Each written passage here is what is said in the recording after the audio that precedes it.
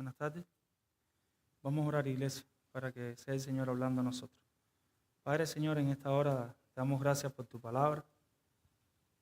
Te damos gracias por el privilegio de escucharla. Te damos gracias por el privilegio de estar aquí, Señor, reunidos. Mi Padre, Señor, ¿cuántos hermanos de nosotros hoy no tenían música para cantar? No tenían ventiladores para echarse aire y se están reuniendo a cantarte y a escuchar tu palabra.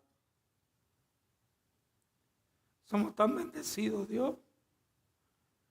Ayúdanos a cultivar la gratitud en nuestros corazones y a quitar la queja y la murmuración de nuestras vidas, Señor. Padre, que este evangelio de la gracia que estamos estudiando a través de esta carta de los Gálatas, cuando lleguemos al final y cada domingo, Dios, siembra en nosotros un corazón más agradecido. Siembra en nosotros un corazón que está más claro de quién eres tú y quiénes somos nosotros y cuál es la única manera de ser salvo.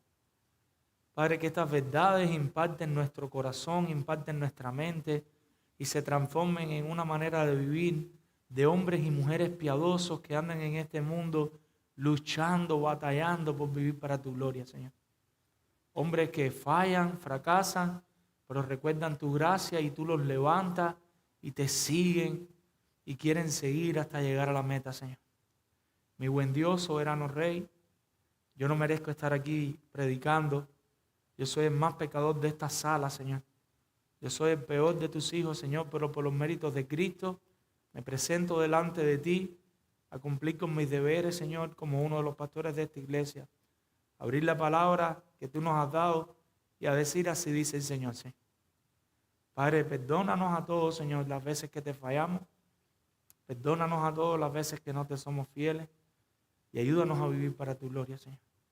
Te ruego, Dios, que seas hablando a tu pueblo, dándome claridad a mí, Señor, para poder hablar dirigido por tu Espíritu Santo a las mentes más grandes que hay en este salón, a las personas que más saben de teología, que de alguna manera se le puedan exponer estas verdades, pero al mismo tiempo, Señor, dame la gracia para hablarles a aquellos que quizás se convirtieron anoche y no tienen ni idea de todo lo que dice este texto y todo lo que significa, Señor. Que tu Espíritu Santo sea ministrando a cada corazón para tu gloria, Señor. En el nombre de Jesús. Amén. Mis hermanos, estamos en Gálatas.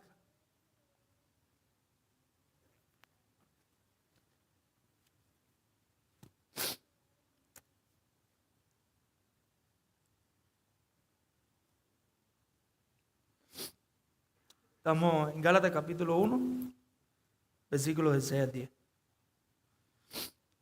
Y quiero comenzar introduciendo con un personaje conocido por algunos, pero quizás para otros va a ser un desconocido. Hay un teólogo conocido como uno de los padres más grandes de la iglesia que se llamaba Agustín, y él estaba en la región de Hipona, por eso se conoce como Agustín de Hipona. Él vivió alrededor de los años 354 hasta principios de los años 400.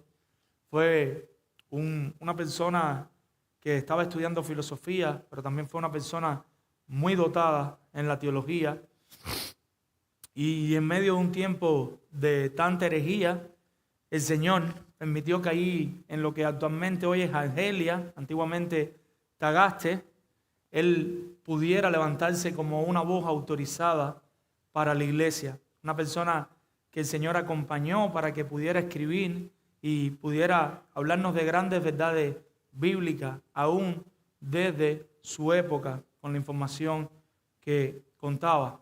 Como les decía antes, en algún momento él es constituido obispo de Hipona, y las personas al leer sus escritos como las Confesiones, la Ciudad de Dios de Agustín, le catalogaban como el teólogo o el doctor de la gracia. Ustedes pueden buscar esos escritos hoy y leerlos. Algunos son un poco difíciles de leer para nosotros, pero están llenos de verdades bíblicas. Lo cierto es, y es a donde quiero llegar, que Agustín hizo todo lo que hizo, pero no por el simple mero hecho de escribir, sino porque constantemente Agustín tuvo que sostener una lucha contra la herejía. Como mismo proliferaba la iglesia, a pesar de la persecución, a pesar de los problemas, como mismo hombres autorizados se levantaban a escribir de parte del Señor, asimismo la herejía estaba entrando en todo aquel mundo y en todo aquel imperio romano. En medio de esto, se tuvo que sentar a coger la pluma, a entrar en las grandes verdades bíblicas para hacer frente a esta herejía. Quizás ustedes han escuchado algunos de estos nombres. Uno de ellos es el maniqueísmo, y los maniqueístas en líneas generales eran dualistas, creían que el espíritu del hombre era o estaba lleno de Dios, y ellos creían también en que había algo parecido a yin y yang, una oposición constante al bien y al mal. También estaban los donatistas, que no aceptaron en la iglesia a las personas que en algún momento vino la oposición y ellos negaron su fe. Entonces los donatistas se sentían como superiores espiritualmente, tenían esa idea de que ellos eran más espirituales que los demás, y en algún momento tiene que enfrentarte a estas personas. Estaban también los pelagianos, quizás ustedes han oído hablar del pelagianismo, y eran personas, siguiendo a Pelagio, que planteaba que ese pecado original ahí en el Edén no dañó la raza humana, por lo tanto las personas todavía tenían la capacidad de hacer cosas buenas y de hacer el bien. O sea, tú mismo puedes vivir una vida sin pecado porque el pecado no te afectó. Como quizás ustedes conocen, después la Iglesia Católica no siguió siendo pelagiana, sino que se volvió semi-pelagiana. Y hay una última corriente tan peligrosa, más peligrosa que las demás, aunque quizás parezca menos sutil, que es el arrianismo. Y el arrianismo, o arrios, lo que planteaba era que aunque Cristo fue eternamente engendrado, ellos quitaban esa parte de eternamente engendrado y le empezaban a dar un comienzo a Jesucristo. Al darle un comienzo a Jesucristo, para los arrianos, el Padre está en el top one, y después que Jesucristo viene a ocupar un lugar como alguien creado en algún momento por el Padre. Lo cierto es, mis amados hermanos, que tanto en la era de los padres de la iglesia, tanto en la era de los reformadores, tanto en nuestro tiempo, asimismo de importante era para Pablo, en aquel comienzo de la iglesia, donde se estaban plantando tantas iglesias, combatir la herejía antes que las herejías puedan crecer y se puedan expandir. Lo mejor que hacemos como creyentes, si el Señor le da la posibilidad de alguna manera poderse expresar, es nada más que veamos una herejía surgir, empezar a contrarrestar y atacar esa herejía. Le hemos puesto por título a este sermón: anclados en el Evangelio. Anclados en el Evangelio. Y lo que le queremos decir, mis hermanos, es que nosotros como creyentes debemos fijar nuestras vidas en la gracia de Dios, buscando agradarle. Nosotros como creyentes debemos fijar nuestras vidas en la gracia de Dios, buscando agradarle. Mis hermanos, les pido que podamos volver a orar. Oremos. Padre, Señor, de nuevo volvemos delante de ti para pedir tu gracia, Señor, para pedir tu dirección, para que seas tú ayudándonos en este sermón y hablando a nuestras vidas, Señor. Calla al predicador y habla tú, Señor, para tu gloria y tu honra. En el nombre de Jesús, amén. ¿Usted se escucha alto el micrófono o ustedes escuchan bien así? ¿Se escucha bien así? Sí. Nuestro primer punto, mis hermanos, es anclado en la gracia de Cristo, y estaremos con los versículos del 6 al 9, anclados en la gracia de Cristo. Y cuando utilizamos esta palabra de anclado, lo que queremos es que cada uno de ustedes tenga en su mente el ancla de un barco. No sé si han visto, los barcos tienen esta pieza de hierro enorme, generalmente con esta forma, es como una pieza que baja y dos piezas que van de lado, que se lanza del barco. En muchas ocasiones puede que que quede allí en el fondo de la arena, y si viene mucha marea, viene mucho viento, el barco, la tempestad, no mueve ese barco porque ese barco está correctamente anclado. Lo que estamos proponiendo con este punto, a la luz de la Escritura, es que cada uno de nosotros como creyentes, si un día creímos en Cristo como único y suficiente Salvador, si un día nos arrepentimos de nuestros pecados, nosotros debemos permanecer anclados en la gracia de Cristo. La gracia de Cristo no es una puerta para creer en Dios, para creer que somos inmerecedores de su gracia, arrepentirnos, creer y después zafarnos de la gracia de Cristo. Nosotros somos o hemos sido convertidos por la gracia de Dios, pero nosotros estamos llamados a permanecer constantemente en esa gracia de Dios, aunque sigamos adelante en la vida cristiana, en la cual nosotros en algún momento fuimos salvos. En la predicación pasada de Gálatas, hablábamos cómo Gálatas, o esta carta a los Gálatas, a diferencia de otras epístolas, Pablo va directamente ya en el versículo 6 a hacer una reprensión. Normalmente tiene palabras de gratitud, de agradecimiento, algo que reconocer de las iglesias, un poco protocolar, en ocasiones necesario, que bueno es reconocer lo que otros están haciendo para la gracia del Señor. Pero en esta epístola nosotros llegamos al versículo 6 y vamos a ver que Pablo va directo al meollo del arroz con pollo. Él va directo al asunto. Él va a la situación, a lo que está pasando, al problema que hay. ¿Por qué? Porque era una herejía peligrosa que iba a causar mucho daño no solo a la iglesia de Galacia, sino a todas las iglesias de la región. Y él no podía tomarse tiempo para estar en formalismo. Veamos un poquito más de cerca qué fue lo que aconteció. Y él comienza diciendo, estoy maravillado, me asombro. Es una palabra de asombro. Estoy estupefacto. De verdad que esto me cogió de sorpresa. ¿De qué?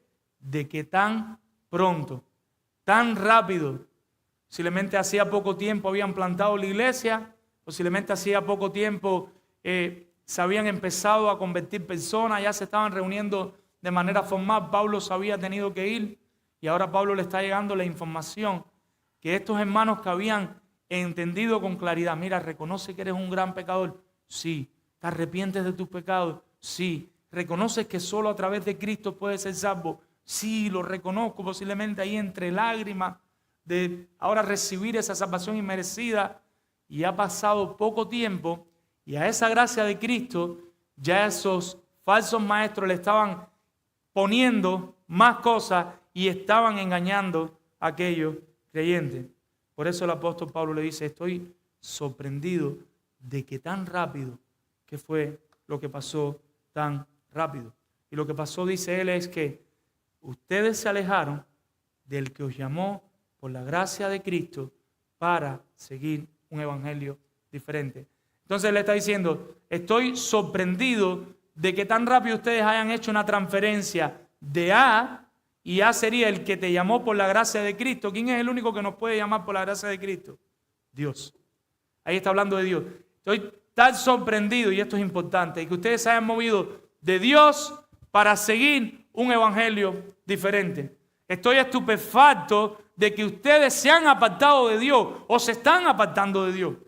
Ahora, note bien, cuando él dice, se están yendo de la gracia de Cristo, lo que él les está diciendo es, ustedes se están apartando de su buen Señor. Del buen Señor que los llamó solamente por la gracia de Cristo. Para Pablo no hay un punto medio, mis hermanos, es lo que les quiero decir. Moverse de la gracia de Cristo es apartarte de Dios. Ahora hay una filosofía moderna de que tú puedes estar en Dios, pero no puedes estar en Cristo aunque no estés en Cristo, o estás un poquito en Cristo y estás un poquito en otras religiones. Eso es imposible para Pablo.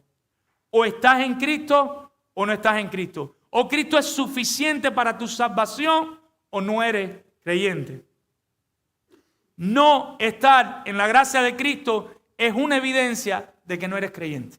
No importa si tú eres judío mesiánico, si tú eres racamaquendo, si tú eres lo que sea. Si no estás en la gracia de Cristo, no eres creyente. Si no te sostienes en la gracia de Cristo, no eres creyente. Hay una sola puerta para entrar en la salvación y estar con Dios. ¿Cuál es esa puerta? Dice Pablo, por medio de la gracia de Cristo, del que os llamó por la gracia de Cristo, del Señor. Para los que son nuevos creyentes, para los que son visitas, ¿qué es la gracia de Cristo? La gracia de Cristo fue ese momento donde tú estabas de espalda al Señor, donde tú no estabas buscando al Señor. Quizás algunos en juegos, quizás algunos en borracheras, quizás algunos en vidas llenas de disolución, traicionando a sus cónyuges. Quizás algunos simplemente en una vida de moralismo, en una iglesia católica, rezando el Padre Nuestro y creyéndote que tú eres la mejor mujer del barrio, el mejor hombre del barrio.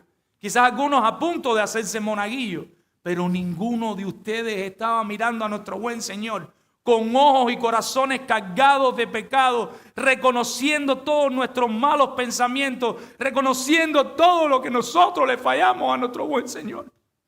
Y en ese momento la gracia de Cristo es derramada en tu vida y tus ojos son abiertos y empiezas a ver tu pecado. Y quieres llegar al Padre y no tienes cómo llegar. Y ahí alguien te habla de Cristo y tú abrazas a Cristo como único medio para la salvación. En ese momento tú reconoces que no hubiera otra manera de haber sido salvo si Dios no da el primer paso. Recuerda, leímos ahorita. Nosotros amamos a Dios porque yo sé que a algunos esto les duele, otros no le entienden, yo tampoco lo entendía. Tengamos paciencia y misericordia de nuestros hermanos. Pero la palabra enseña que nosotros amamos a Dios. ¿Por qué? Porque Él nos amó primero. Y que nos amó primero no solo que envió a Cristo, sino que Él nos regeneró. Él abrió nuestros ojos para que pudiéramos creer en Él. Asimismo, como yo les estoy hablando, asimismo el apóstol Pablo le habló a los Gálatas. Los Gálatas entendieron y dijeron, aleluya, gloria a Dios. Qué bueno nosotros que estábamos llevando estas vidas de espaldas a Dios, sin esperanza, sin consuelo, en medio de tantas situaciones y conflictos difíciles como vivimos ahora. Imagínense también en aquel tiempo. Era igual, era parecido, y ahora de pronto esa luz resplandece, esa luz entra y empieza a vivir por la gracia de Dios. Si toda la vida te estabas culpando por ser una prostituta, ahora de pronto tus pecados son blancos como la nieve y tienes una oportunidad de volver a vivir. Si toda la vida eras un publicano, eras un estafador que hacías negocio y le robabas hasta el pastor, ahora el Señor permite que de pronto tú te arrepientas y esa carga se caiga y tú empiezas a vivir para la gloria de Dios. Y no sé cuántos ejemplos puedo poner de cada uno de ustedes. Si usted era un maltratador, un abusador o un abusado y de pronto ahora tienes paz. Si tú eras una persona amargada, que siempre estabas deprimido, que querías cortarte las venas, que esta vida no tenía color, esta vida no tenía sentido y la gracia de Dios llega a tu vida y ahora de pronto tú eres libre. Empiezas a sonreír. Empiezas a sentir gozo, empiezas a tener esperanza en lo eterno. Cristo se vuelve más valioso y más hermoso para ti. Esa es la gracia de Dios, mi hermano. ¿La conoces? ¿Conocen la gracia de Cristo? Ahora tan rápido conocen la gracia de Cristo. ¿Y qué dice el apóstol? Para seguir un evangelio diferente. Se movieron de esa gracia, lo fueron moviendo con falsas enseñanzas que se les permitieron llegar a la iglesia. Ahora ustedes, algunos se preguntan, pero Pablo, ¿cuántos evangelios hay? ¿Qué respondemos? ¿Cuántos evangelios hay? Un solo evangelio. El evangelio verdadero es aquel que contiene dentro de él el mensaje de la cruz, el mensaje donde solo somos salvos por la fe y a través de la gracia de Cristo, de la gracia de Dios. Entonces, ¿qué quiere decir Pablo? Vayamos al versículo 7. Entiéndanme bien, no es que hay otro, sino, todo lo contrario, que hay algunos que os perturban y quieren pervertir el evangelio de Cristo. ¿Y qué es lo que está diciendo Pablo? No hay otro evangelio. Es la palabra que está utilizando para decir que había un mensaje que se estaba trayendo con la intención de suplantar el evangelio. Es un mensaje parecido, pero no es el mensaje. Pronto voy a tratar de explicarme un poquito más esa parte. Quiero que nos enfoquemos más en lo que estaban haciendo. ¿Qué estaban haciendo los falsos maestros? Note bien, hay algunos. Algunos significa que no eran todos. Algunos significa que no era la mayoría de la iglesia. Era un grupito. Eran algunas personas que habían penetrado. ¿Y qué era lo que hacían? Perturbar. turbar y agitar, significa la palabra en el griego. Ellos entraron y como, yo no sé si ustedes están en una iglesia que eso ha pasado, y las cosas no son perfectas, pero están funcionando y la gente está tratando de caminar hacia la gloria de Dios y en unidad, pero de pronto entran unos animalitos infernales. No sé si ustedes han sembrado una cosecha y dañan una plantica y después otra, y cuando vienes a ver tienes una plaga en medio de las plantas. Así eran estos falsos maestros. Ellos habían entrado y ellos ya estaban perturbando y agitando, y ya la gente estaba, y esto, y será, y lo que Pablo nos dijo, y qué es lo que pasa. Propósito: pervertir, transformar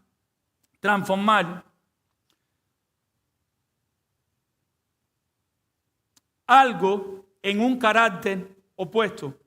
Y esto era lo que ellos querían. Querían transformar el mensaje central real del Evangelio en algo opuesto, que no era la intención original del Padre cuando entregó el Evangelio de Cristo. Les traigo una ilustración que quizás algunos la conocen. Yo lo aprendí anoche, yo no lo sabía, pero quizás pueda traer un poquito de claridad en lo que estamos tratando de decir en el verso 7. Yo no sé si usted sabe identificar un billete falso. Creo que ahora sé identificarlo, después de lo que leí anoche. Un billete falso, ya los que trabajan en los bancos me están mirando a ver si me equivoco.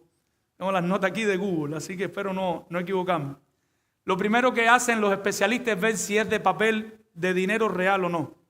Con una luz se puede alumbrar y ellos tienen la manera de saber si ese es el papel de hacer el dólar, en el caso de Estados Unidos, o no es el papel.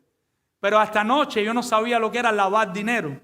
Y lavar dinero es coger un billete de A5 y se lava, y como el papel es verdadero, lo conviertes en uno de A100. Ustedes se imaginan, ahora pasa de ser el de A5 de A100.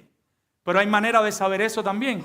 Usted coge y puede frotar el billete a ver si se le cae la pintura. Usted busca defecticos en el billete, como alguna pinturita salteada, cosas que no están correctas.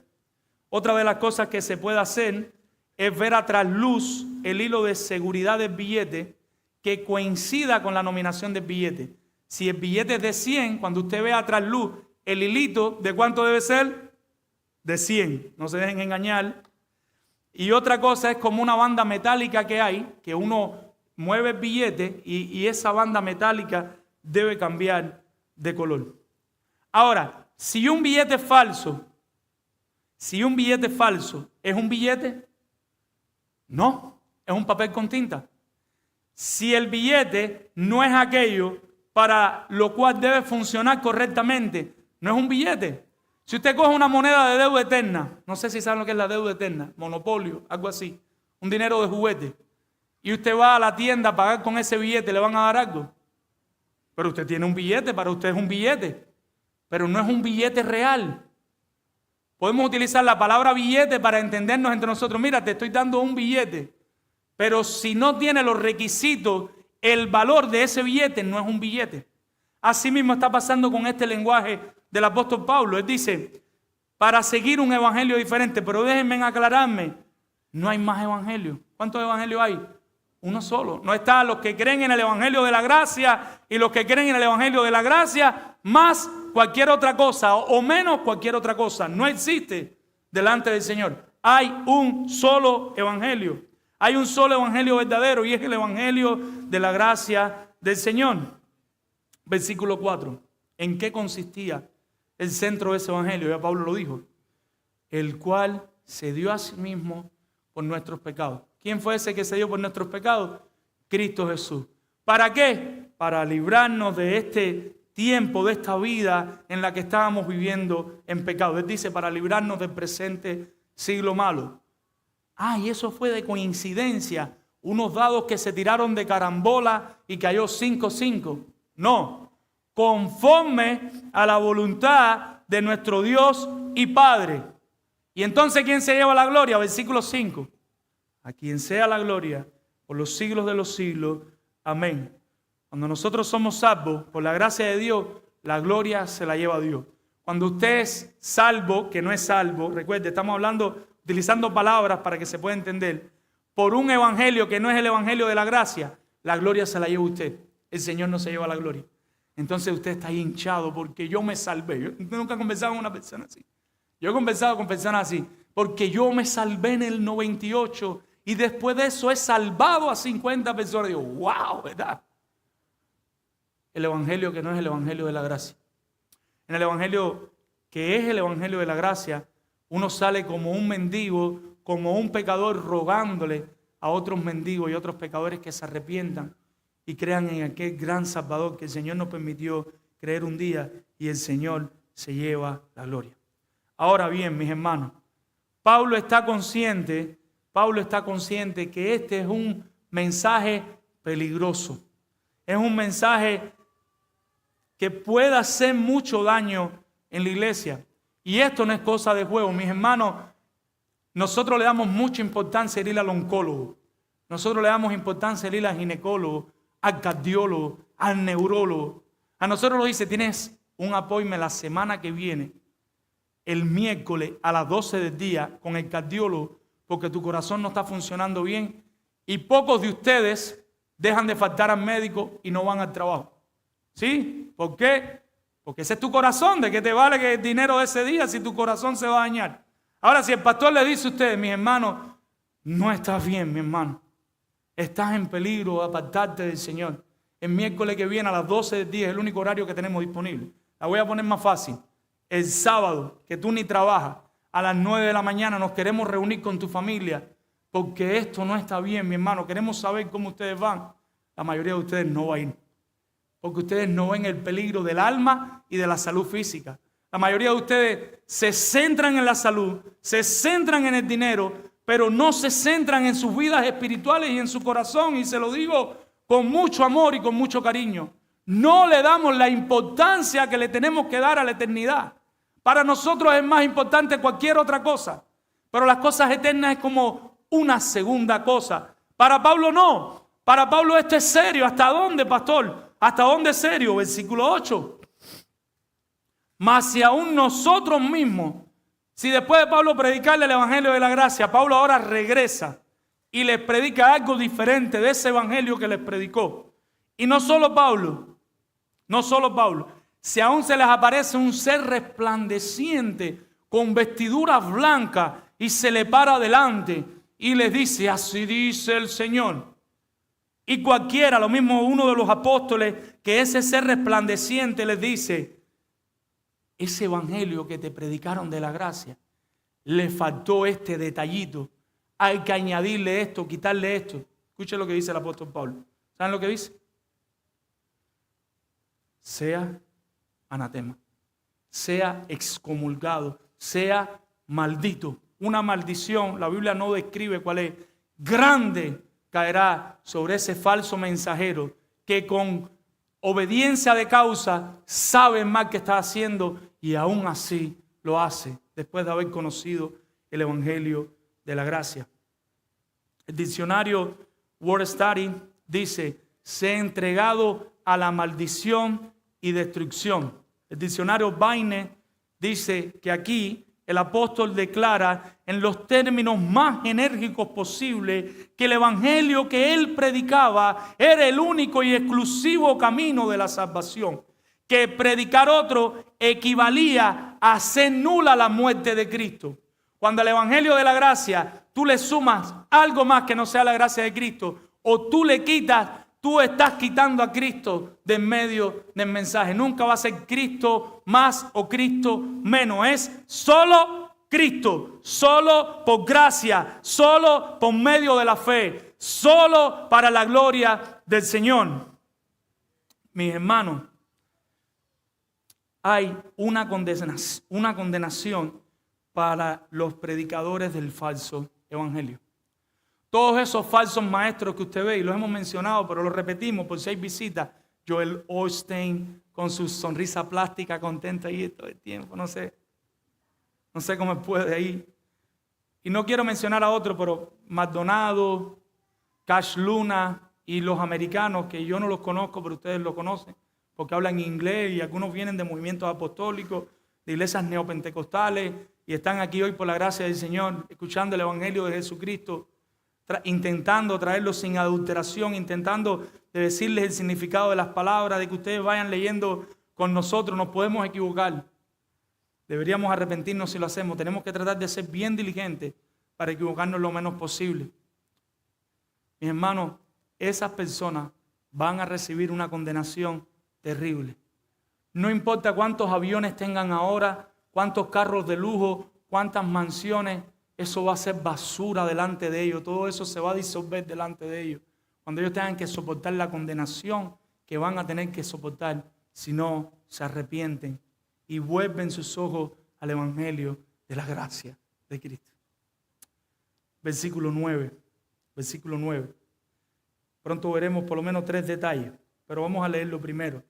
Como antes hemos dicho, también ahora lo repito, si alguno predica diferente evangelio, recuerden, ¿hay otro evangelio diferente? No se equivoquen.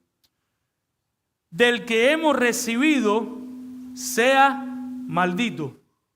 No solo los apóstoles, no solo un ángel, cualquiera que venga a tu vida, toque tu casa, un testigo de Jehová, un mormón, el que sea que toque tu casa y te diga, nosotros somos los cristianos. Está bien. ¿Cuál es el evangelio que tú predicas?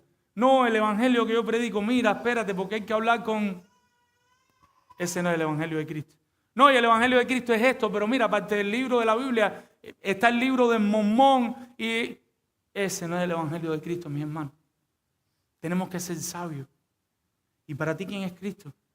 No, Cristo es ahí, usted sabe, un ser creado y Cristo...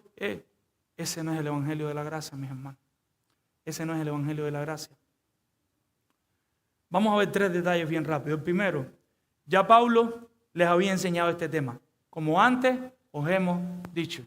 Pablo se había tomado el tiempo, posiblemente en un día, un periodo, y había estado ahí enseñándoles el evangelio de la gracia. Cuando habla de enseñar, no es solo transmitir un mensaje, sino que él estaba allí conversando con ellos, debatiendo con ellos, como hace un buen maestro. Y entiendes lo que te estoy enseñando, qué es lo que entiendes, como Darwin nos recordaba hoy en la clase, que debemos hacer.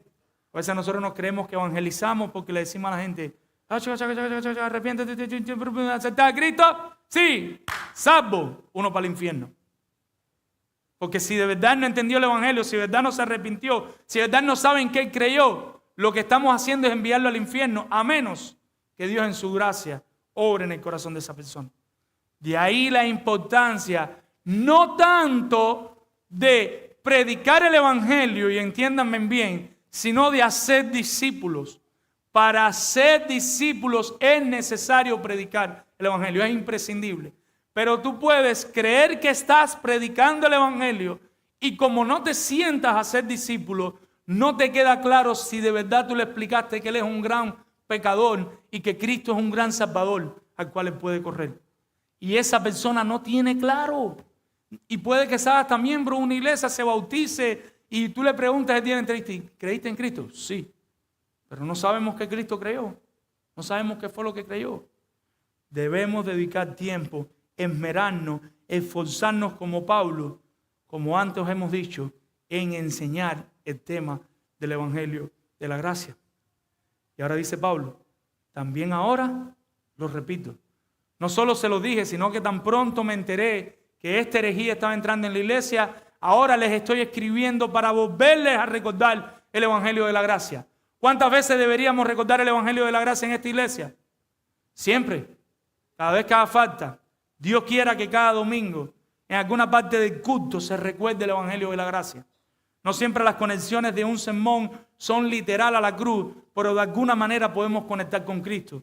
Que podamos conectar con Cristo, con el evangelio, ya sea en la oración pastoral, en las alabanzas que se canten, que estén llenas del evangelio para la gloria del Señor.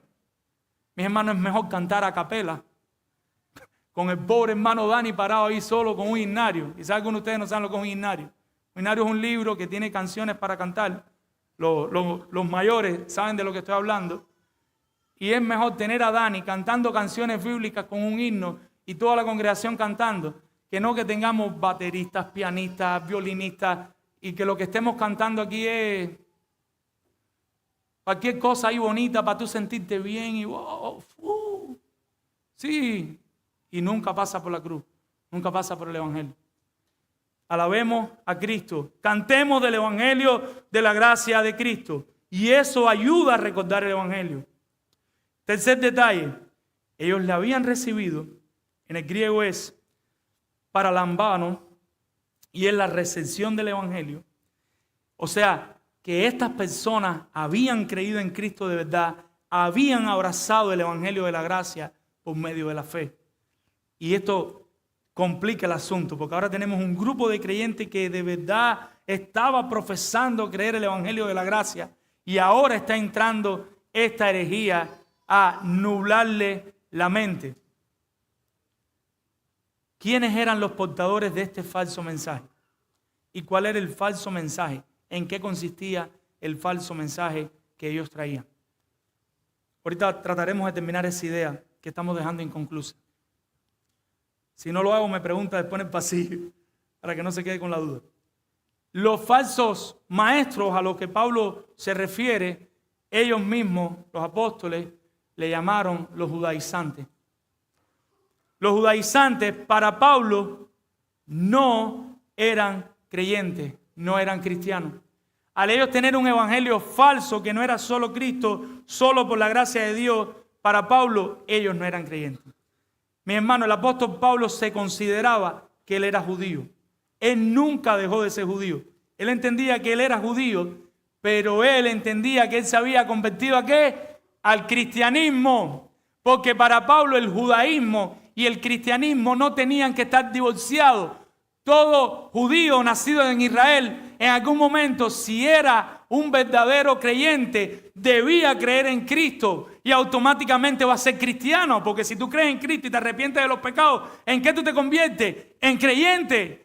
Todo judío debería ser un cristiano. Para él ahí no había una división. Él se sentía judío, él se sentía que ese era su pueblo, pero él entendía que él era cristiano, que había sido salvado por la gracia del Señor. Para Pablo, estos judaizantes no eran ni judíos, sino que eran una secta de judaísmo. No eran judíos puros, porque un judío puro debía tener su esperanza en el Mesías. Y para Pablo estos judaizantes tampoco eran cristianos. ¿Y en qué consistía el mensaje? Poquito a poco en el futuro podemos profundizar más.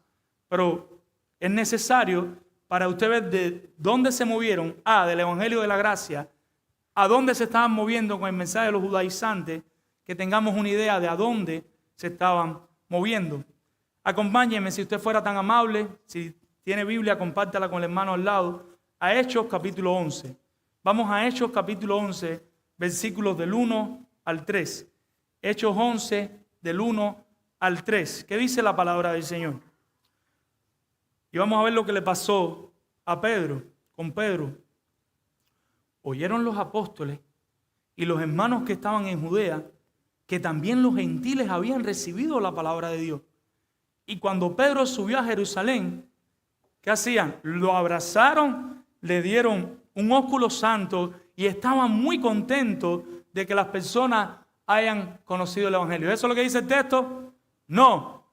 Lo enfrentaron. Se opusieron a Pedro, al evangelio de la gracia, que recuerdan cuando yo le digo, mate y come, y le da la visión, y él va allí y le predica a Cornelio, y la familia se convierten y los bautizan después de convertirse, y ahora él va con tremenda alegría para allá a darle el informe, pero se oponen a él. Disputaban con él los que eran de la circuncisión. O sea, hay un grupo de creyentes que todavía ellos entendían que ellos, aparte de creyentes, ellos eran de la circuncisión, diciendo, porque has entrado en casa de hombres incircuncisos y has comido con ellos. Escucha por lo que estaban preocupados. En vez de estar saltando y danzando de alegría, porque aquellos que no le conocían, el pueblo que no iba atrás del Señor, vio luz, luz le resplandeció y creyeron en el Señor. Ahora ellos están bravos porque Pedro entró en ese lugar. Vamos al concilio de Jerusalén en Hechos 15, versículo 1. Y vamos a ver un patrón constante con este tipo de creyente que estaba en la iglesia, pero que no entendían el evangelio de la gracia de Cristo. Hechos 15, 1. Entonces algunos que venían de Judea enseñaban a los hermanos. ¿Qué les enseñaban? Evangelio de la gracia. Pero aparte del evangelio de la gracia, ¿qué? Si no os circuncidáis conforme al rito de Moisés, no podéis ser salvos. ¿Lo ven claro? Evangelio de la gracia más otras cosas, llámeles cual sean, para ser salvos. Cualquier cosa que le añadas al evangelio de la gracia es una distorsión. Versículo 5.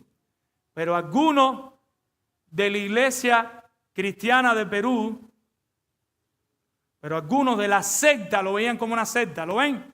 De los fariseos que habían creído, se levantaron diciendo, o sea, creyeron en Cristo, que Cristo sí murió, Cristo resucitó. Pero Pablo no los ve como judíos auténticos, sino como una secta. Y dicen, es necesario circuncidarlo y mandarles que guarden la ley de Moisés. Si no, no van a ser salvos. ¿Se dan cuenta? El evangelio de la gracia le están añadiendo. Versículo 24 y después regresamos al 11. Pero primero vamos al 24 para seguir la línea de pensamiento. Versículo 24. Por cuanto hemos oído que algunos han salido de nosotros, a los cuales nos dimos la orden, y Jacobo estaba ahí, mis hermanos, hasta ese momento, os han inquietado con palabras, perturbando vuestras almas, mandando que circuncidaros y guardar la ley. Parte del evangelio de la gracia, para ser salvos, tienen que circuncidarse y tienen que cumplir los 10 mandamientos y tienen que cumplir todo lo que puedan cumplir. Regresamos al verso 11, capítulo 15, verso 11. ¿Cuál es la respuesta? Si usted va al versículo 7, usted va a ver que es Pedro quien está hablando en el concilio. Cuando llega al 11, escuchen lo que dice Pedro, lo que él ya había entendido por su propia experiencia con el Señor, de lo que es el evangelio de la gracia que da salvación. Versículo 11. Antes creemos que por la gracia del Señor Jesús seremos salvos de igual modo que ellos. Solo por la gracia del Señor. Voy a ser un poquito abogado del diablo ahora. No sé si saben lo que es esa frase, abogado del diablo.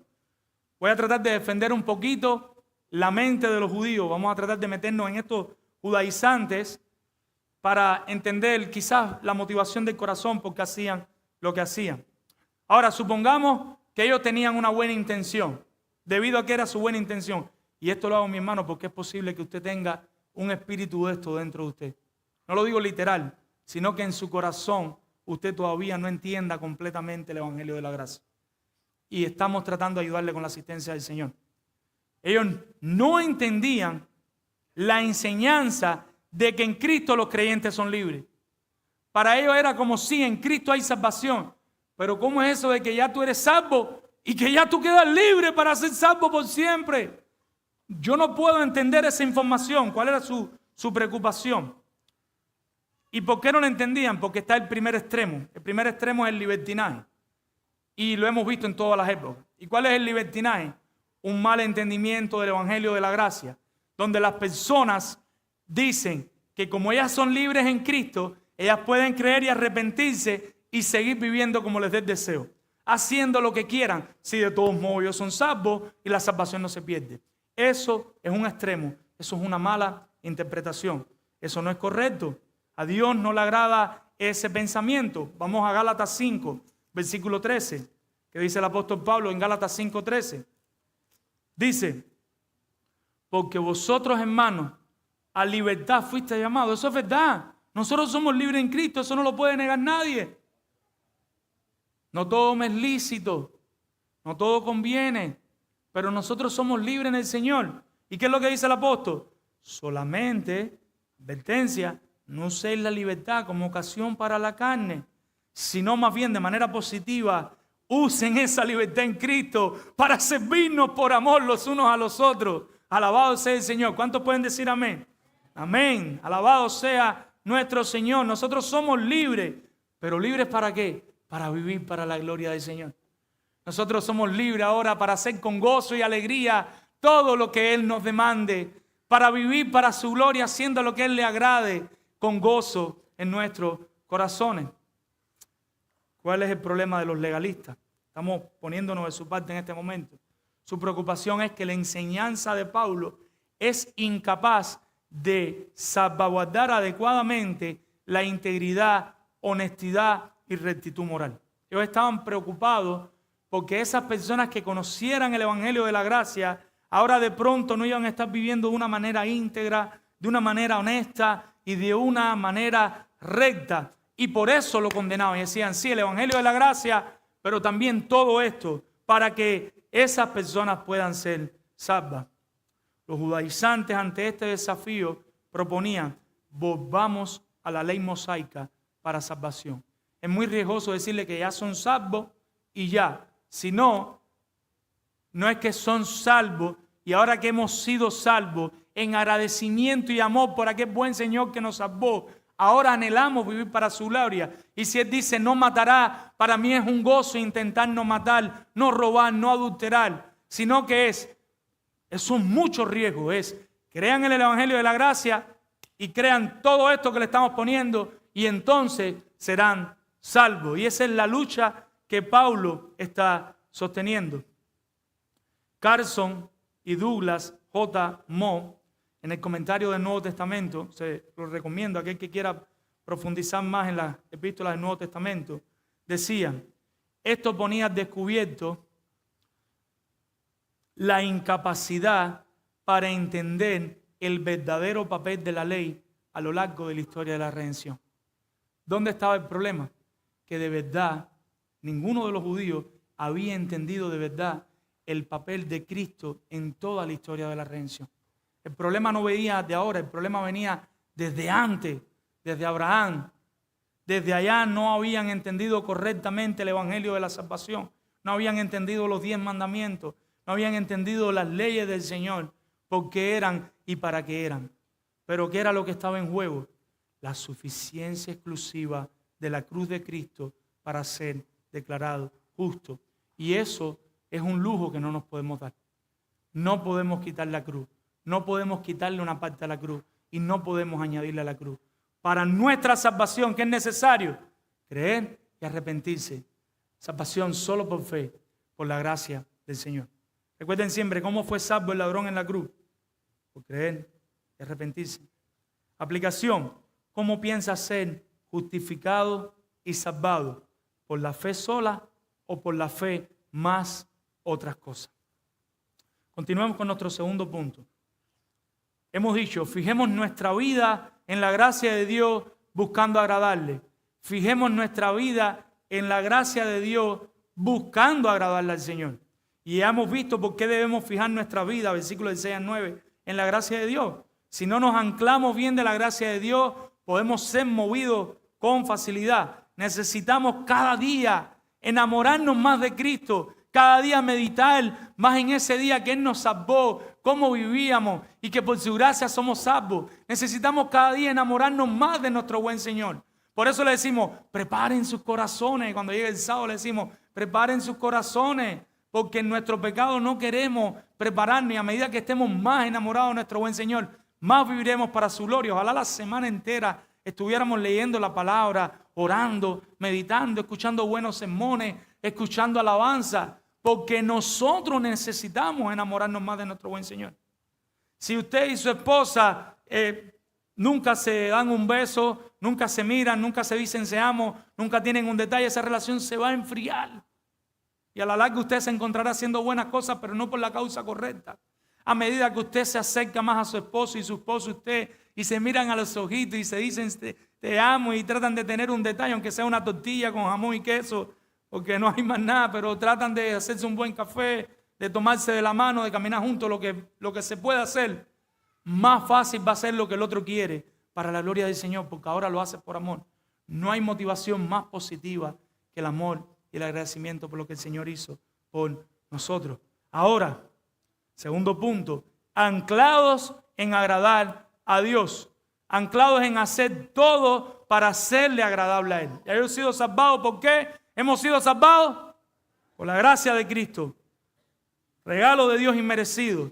Ahora yo debo hacer todo para hacerle agradable. Versículo 10. Y dice el apóstol Pablo en este tema. Ahora, dice, pues, busco ahora. Lo que él está diciendo es, ahora mismo, yo estoy buscando el favor de los hombres o el de Dios. Yo estoy buscando agradarle a los hombres o yo estoy buscando agradarle a Dios. ¿Qué es lo que estoy buscando? Yo quiero ser aceptado por los hombres o aceptado por Dios. Y eso es una buena pregunta para cualquiera de nosotros. En nuestro trabajo, jovencitos que están aquí en la escuela. ¿Estás traduciendo, Gabriel? ¿No? estás ahí llenas de amiguitas y de amiguitos que te piden hacer lo que no le agrada al Señor. Y tienes que tomar una decisión. ¿Vas a agradar a Dios o vas a agradar a tus amigos? ¿Qué es lo que vas a hacer? Te animo a agradar al Señor. Te animo a agradar a tu buen Señor que te salvó. Ahora Pablo les dice, yo estoy buscando ahora agradar a los hombres o agradar a Dios. Lo vuelvo a decir en una pregunta. ¿O trato de agradar a los hombres? Miren, mis hermanos, si todavía agradara a los hombres, yo no sería un siervo de Cristo. Si eso fuera así, yo no sería un servidor de Cristo. La Biblia de Estudio de la Reforma, editada por R.C. Sproul, dice, los oponentes de Pablo en Galacia no solo atacaban el Evangelio, sino que también atacaban a su mensajero.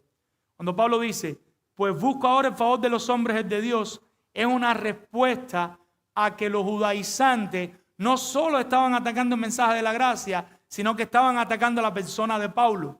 Estaban diciendo, Pablo es un inconstante. Pablo aquí dice esto, pero allá dice lo otro. Pablo aquí hace esto y allá hace lo otro, porque no entendían el corazón de Pablo. Porque no entendían la importancia que Pablo le daba a la salvación de las almas. Si hay algo importante en el ministerio de Pablo era que él quería que las personas conocieran el evangelio de la gracia y lo abrazaran. Si hay una epístola que nosotros podemos decir con confianza que Pablo es el autor, es la epístola de los Gálatas. Gálatas y Romanos es el corazón de Pablo puesto encima de una mesa. Usted quiere conocer la teología de Pablo, léase Gálatas y léase Romanos y todas las demás, pero de manera clara se puede ver su teología y su pensamiento. Capítulo 5, versículo 11, para entender por qué decimos que estaban atacando a la persona de Pablo, de acuerdo a lo que vemos en el versículo 10, donde él les está aclarando ahora a los Gálatas. ¿De verdad ustedes creen que yo estoy tratando de agradar a los hombres? Si yo quisiera agradar a los hombres, no sería un siervo de Cristo. Yo no estuviera sirviendo a Cristo, yo estuviera haciendo cualquier otra cosa. Recuerden que Pablo era fariseo, con todas las posibilidades que tenía, con todo el presupuesto que había. Él no estuviera aquí apoyando el cristianismo, dándolo todo, perdiéndolo todo por la gracia, para que la gracia del Señor sea conocida. Capítulo 5, versículo 11. Y yo, hermano, si aún predico la circuncisión, ¿por qué padezco persecución todavía? En tal caso, se ha quitado el tropiezo de la cruz. ¿Qué es lo que Pablo está diciendo? Cuando usted lee una carta, es como una conversación por teléfono, donde usted oye una sola conversación, pero escuchando una conversación que usted hace, usted se puede imaginar lo que dice la otra parte. Es lo que estamos haciendo aquí. Escuchando lo que Pablo dice, se puede entender con claridad que lo estaban atacando. ¿Por qué lo estaban atacando? Dice el capítulo 5, versículo 11.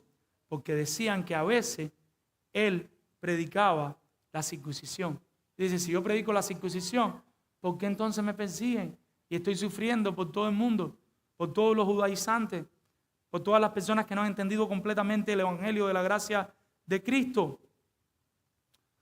Vamos a Hechos 16, 3 y vamos a ver un ejemplo de algo que pasó y cosas similares como esta.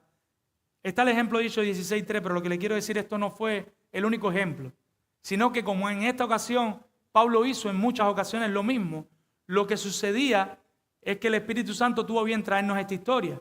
Si todas las cosas que Pablo hizo estuvieran escritas, nuestra Biblia fuera de este tamaño. Pero Dios tuvo bien que esto fuera lo que llegara a nosotros. Pero ¿cuál era uno de los modos operantes de Pablo? Podemos leer desde el verso 1.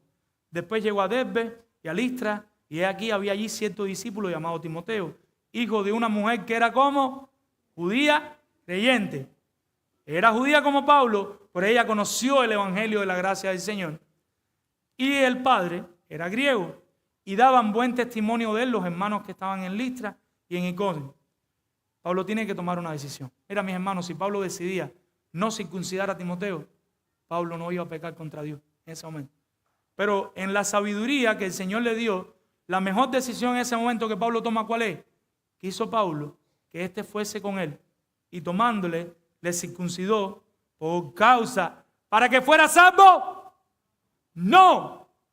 ¿Qué dice el texto? Por causa de los judíos que había en aquellos lugares, porque todos sabían que su padre era griego, pero su madre era ¿qué? Judía. Para que el evangelio siguiera progresando, para poder llegar a los corazones, tiene que tomar una decisión sabia. ¿Cuál fue la decisión sabia?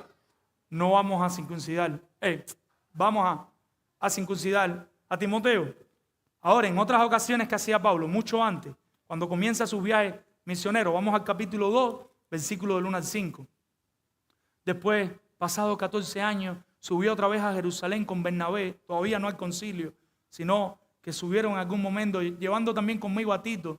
Pero subí según una revelación, y para no correr o haber corrido en vano, expuse en privado a los que tenían cierta reputación el evangelio que predico entre los gentiles. ¿Pero qué dice? Mas ni aun Tito, que estaba conmigo, y ser griego, fue obligado a circuncidarse. Y esto, a pesar de que ahí habían falsos hermanos introducidos escondidas, que entraban para espiar nuestra libertad que tenemos en Cristo Jesús, para reducirnos a esclavitud, a los cuales ni por un momento accedimos a someternos, para que la verdad del evangelio permaneciese por vosotros. ¿Qué les estoy tratando de explicar con la ayuda del Señor? ¿Era obligado circuncidarse para salvación? No. En ocasiones de sabiduría, con Timoteo, estoy seguro que con otros lo hizo, buscando que poder seguir en esta área de discipulado, seguir acercándosela a la gente para que conocieran el corazón del evangelio. Decidió, dice Timoteo, pero posiblemente han sido más, que algunos se circuncidaran en algunas circunstancias. Pero él entendía que no era necesario ni para la salvación ni para la santificación, porque si no hubiera circuncidado a Tito y si hubieran circuncidado todos los que se convertían, pero así no lo hace, porque él quería agradar al Señor. En una defensa, o sea, él se está defendiendo a las acusaciones de incongruencia que le estaban haciendo. Hay un texto que no lo voy a leer por una cuestión de tiempo, pero todos lo conocemos, que es 1 Corintios 9, versículos del 20 al 23. Lo pueden leer en casa. 1 Corintios 9, 20 al 23, donde él dice que él se hacía todo para ganar a alguno. Él llegaba y si tenía que ir a un lugar y quizás, esto no se debe hacer, pero lo voy a hacer para ilustrar, y tenía que ponerse cuello y corbata para que las personas le abrieran el corazón, pues se ponía saco, cuello y corbata. Si tenía que comer con tenedor y cuchillo y coger la copa bien cogida, lo iba a hacer, con tal de que esas personas escucharan el evangelio. Pero si en otras ocasiones tenía que ponerse un pullover y salir en chancleta y comer con una cuchara, con un plato de aluminio, lo iba a hacer. Porque ¿cuál era la intención de su corazón? Que las personas pudieran conocer el evangelio de Jesucristo. Porque el evangelio estaba por encima de él y de lo que él pensaba y de lo que él creía y de lo que él quería. Pablo es un siervo de Cristo con una misión: seguir presentando el evangelio de la gracia de Cristo a grandes pecadores, para que por medio de la fe se salvasen muchos. Pablo no era un hipócrita, Pablo era sabio. Pablo no era un incongruente, Pablo era justo. Mis hermanos, Pablo tenía claro, hay un pasaje que tampoco lo vamos a buscar, que es Josué 24:15, donde Josué está ahí con todo el pueblo y todo el pueblo temeroso. Y mira, Josué en un momento que le dice: mira, ¿saben qué? Yo y mi casa, yo y mi familia serviremos al Señor. ¿A quién van a servir ustedes? Yo no lo sé. Para Pablo eso era central. Yo voy a vivir para la gloria del Señor. Si no me quieren seguir, no me sigan. Pero yo me propuse en mi corazón que quiero agradar al buen Señor. Y si eso es que me van a juzgar, pues que me juzguen. Mateo 16:1-4, nuestro Señor Jesucristo nos advierte que no hagamos las cosas para ser vistos por los hombres, sino que seamos fieles y que esperemos en Dios.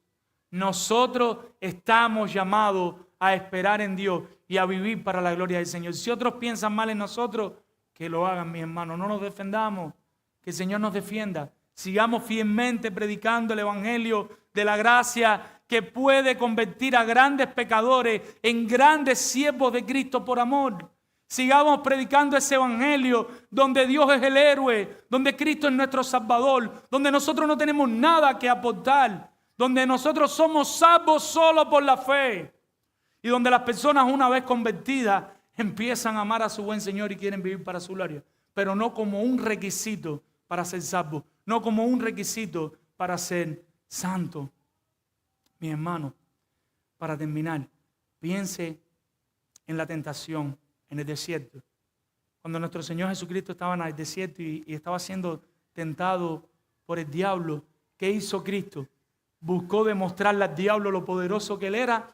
¿O quedó en silencio? ¿Fue burlado? ¿Fue vituperado? ¿Pero para qué lo hizo? Para la gloria del Señor. Para la gloria del Señor. Piense en las multitudes.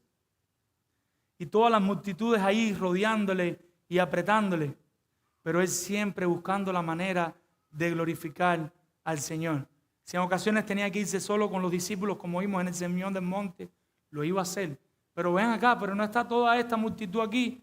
Él sabía lo que le iba a traer más gloria. Y si le iba a traer más gloria, ir con los discípulos y capacitar bien a esos discípulos para después enviarlos, importa poco lo que las personas piensen o lo que las personas opinen, porque Él conoce en su corazón que lo que Él está haciendo, lo está haciendo para la gloria del Señor. Mis hermanos, ¿cómo estamos viviendo? ¿Estamos viviendo para la gloria de Dios o estamos viviendo para agradar a las personas que nos rodean? Pero imagínate, es mi tía y me invitó. La pregunta es, ¿eso que vas a hacer le trae gloria al Señor? No, no lo hagas. Aunque sea tu mamá, aunque sea tu papá, aunque sean tus hijos. Vivamos solo para la gloria de Dios. Anclemos nuestra vida en el Evangelio de la gracia de Cristo. Vamos a orar. Padre Señor, en esta hora venimos delante de ti, dándote gracias por este Evangelio inmenso, Señor, y pidiendo que aterrice de manera correcta, lleno de gracia, en los corazones de los que hay aquí no te conocen hoy, Señor. Que se puedan arrepentir de sus pecados y que puedan ir delante de ti y reconocer que han estado viviendo de parte a ti, pero que ahora reconocen sus pecados y que creen que solo a través de Cristo pueden ser salvos, Señor. Salva a muchos en esta tarde, Señor. Mi amado Padre, asimismo te pido por mis buenos hermanos que estoy seguro que te conocen, que conocen este Evangelio, pero han habido judaizantes que han atacado su vida y han impuesto cargas enormes que de una manera legal ellos no podrán mover, Señor. Yo te pido que este Evangelio de la gracia resplandezca en la vida de todos los aquí presentes, incluyéndome a mí, Señor, y que a partir de ahora nos propongamos vivir para tu gloria por amor, por lo que tú hiciste por nosotros y disfrutar cada cosa que hagamos para ti, Señor. No como una carga pesada, sino en agradecimiento a esa salvación gratuita. Padre, si hay alguien aquí que te conoció anoche y no ha cumplido ni uno de tus mandamientos, estamos convencidos que irá a tu presencia porque creyó y se arrepintió, Señor. Padre, Señor, ayúdanos a seguir conociéndote más para anhelar cada día vivir más solo para tu gloria y solo para tu honra. En el nombre de Jesús. Amén. El Señor les bendiga, mi hermano.